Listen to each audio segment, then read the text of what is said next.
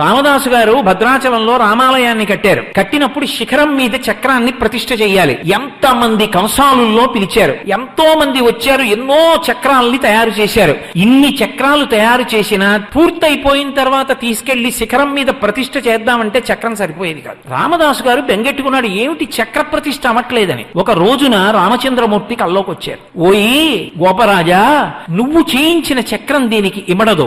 గోదావరి నది అనుగ్రహిస్తుంది చక్రాన్ని. నువ్వు రేపు స్నానం చేసి గోదావరిలో నిలబడు, అలల మీద తేలి సుదర్శన చక్రం వస్తుంది అన్నారు. రామదాసు గారు ఆ గోదావరి నదిలో స్నానం చేసి నిలబడి ఉండగా అలల మీద తేలుతూ వచ్చింది చక్రం. ఇప్పుడు భద్రాచలం రామాలయం పైన ఉన్నటువంటి చక్రం ఉన్నదే, ఆ చక్రం గోదావరి ప్రసాదంగా అలల మీద తేలి వచ్చిన చక్రాన్ని రామదాసు గారు ప్రతిష్ఠ చేశారు. గోదావరి మాట్లాడింది. ఒకానొకప్పుడు రామానుజాచార్యుల వారిని పరమభక్తుడు రామచంద్రమూర్తి. రామానుజాచార్యుల వారంటే విశిష్టాద్వైత మత ప్రవర్తకులైనటువంటి భగవద్ రామానుజుల గురించి కాదు నేను మాట్లాడుతున్నది. భద్రాచలంలో ఉన్నటువంటి అర్చక స్వామి పేరు రామానుజాచార్యుల వారు. పరమభక్తి తత్పరుడు. ఆయన దేవాలయంలో ఉండగా కొంతమంది, ఆ రోజుల్లో అలా ఉండేవి భావనలు, దేవాలయంలో ఉన్నటువంటి విగ్రహాలని ధ్వంసం చేయడానికని బయలుదేరి వచ్చారు. వచ్చినప్పుడు వాళ్ళు వచ్చేస్తున్నారు దండయాత్రగా, రామాలయంలో మూర్తుల్ని బద్దలు కొట్టేస్తారని అవి కనపడకుండా మట్టితో గోడ కట్టేసి చిన్న కన్నం పెట్టి లోపల అఖండ దీపం పెట్టి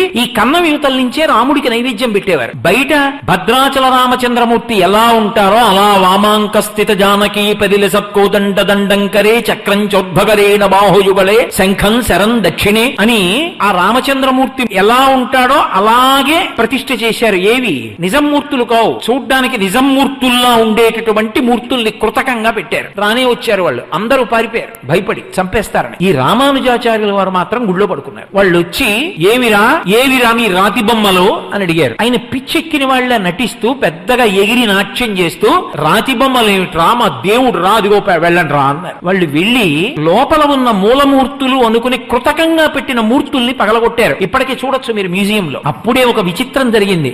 ఎక్కడి నుంచో ఇద్దరు ద్వారపాలకుల మూర్తుల్ని ఒంటె మీద తీసుకొచ్చారు. ఆ ఒంటె నడుము విరిగిపోయింది, అది తీసుకెళ్లలేకపోయింది. ఆ ద్వారపాలకులు ఉండిపోతే వాటినే భద్రాచలంలో పైన ప్రతిష్ఠ చేశారు ద్వారపాలకులుగా. వాళ్ళు భద్రాచలం వచ్చారు. ఇంకా పెద్ద విశేషం ఏమిటో తెలుసా? ఒకప్పుడు రామానుజాచార్యుల వారు అంటే అర్చక స్వామి, ఉత్సవమూర్తుల్ని ఎత్తుకుపోతారు ఎలా అని చెప్పి సీతమ్మని, రాముణ్ణి, లక్ష్మణుణ్ణి ముగ్గురిని పట్టుకెళ్లి తిన్నగా గోదావరి ఒడ్డున ఒక రాళ్ల కుప్ప కింద దాచారు.